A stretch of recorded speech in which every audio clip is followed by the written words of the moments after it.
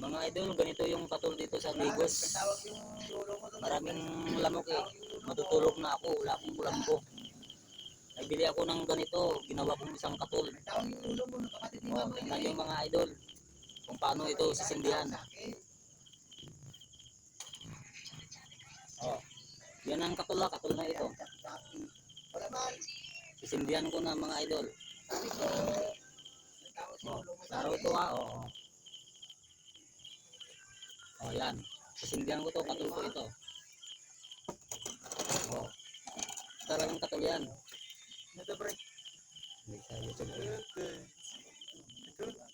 Pang isang buwan yan pre ah. Ito, pang matagalan na katol.